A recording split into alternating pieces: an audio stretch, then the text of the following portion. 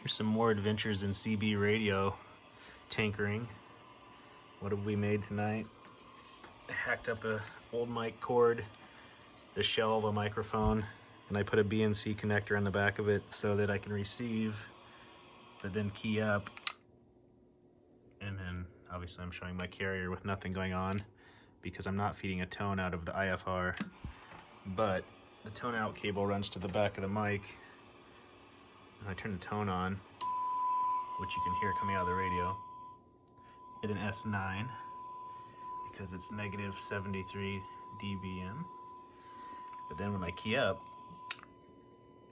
you can see my modulation on the scope. When I turn it off, we just have a carrier. Then we modulate our 1 kilohertz tone and we get modulation. So that's what I'm up to.